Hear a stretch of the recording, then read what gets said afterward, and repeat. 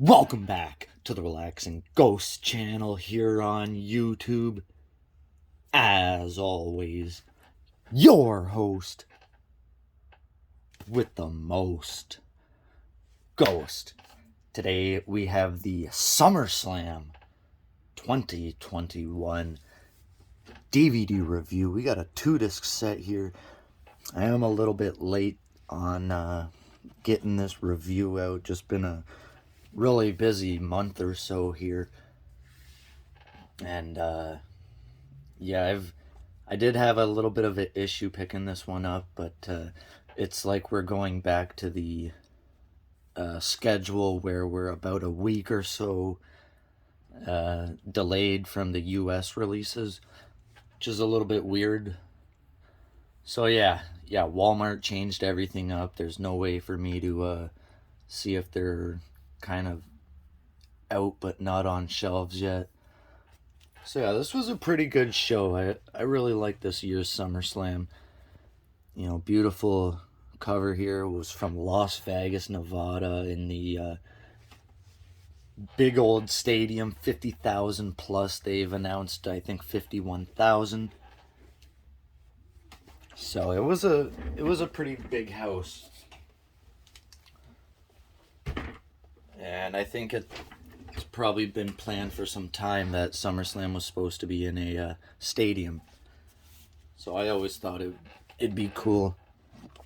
Yeah, we got remnants of the Las Vegas stuff here in the background. John Cena's big match with Roman Reigns.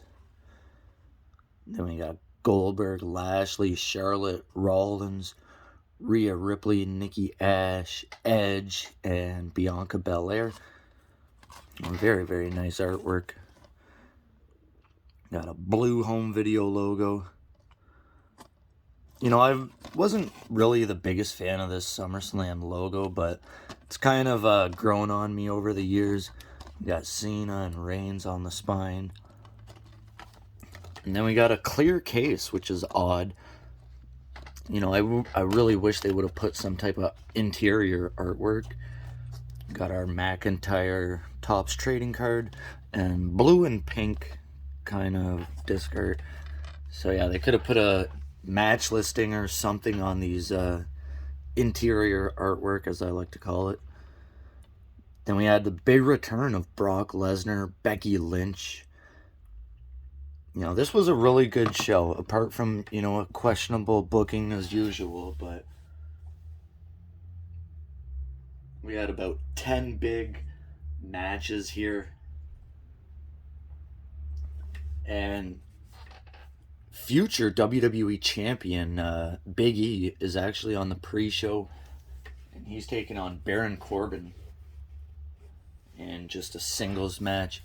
And then they had 10 matches on the main show. So we got about a 309-minute runtime, so just under 6 hours. So very cool shots here. This is a beautiful stadium here. Lashley and Goldberg for the WWE Championship. So yeah, Big E was the Money in the Bank holder at this time, and he's on the pre-show. We had RK Bro versus Styles and Omos for the tag titles. Alexa Bliss versus Eva Marie. Damian Priest versus Sheamus. So this is where Sheamus dropped the US title. Very good match. Damian Priest is one of those rising stars that is just getting over organically, kind of under the radar. The Usos retained against the Mysterios. Becky Lynch's kind of surprise debut and squashed Bianca Belair.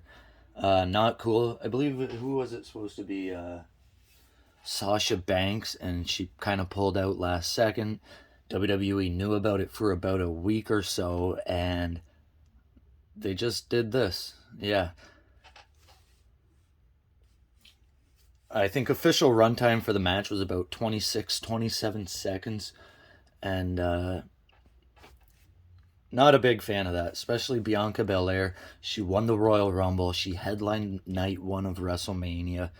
Um, and then you kind of just do this to her. Oh, man. I think they could have shaved a few minutes off of a couple of other matches to kind of give Bianca Belair a little bit of a match. Drew McIntyre and Jinder Mahal was probably just a big waste of time, but it was a decent match. And then Charlotte Flair defeated Nikki Ash and Rhea Ripley. Kind of the aftermath of the Nikki Ash cashing in and whatnot.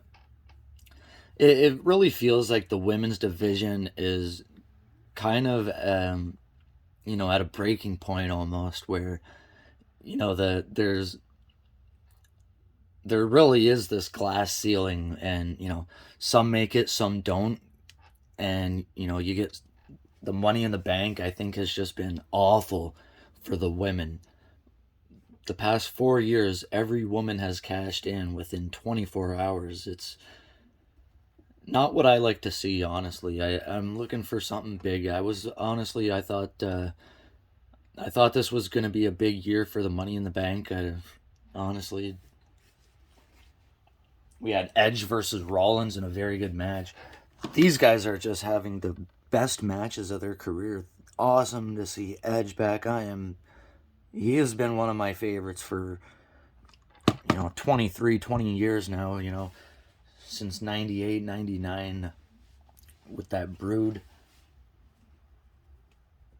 And then Bobby Lashley versus Goldberg. It went over 7 minutes, but honestly, no one wants to see Goldberg anymore.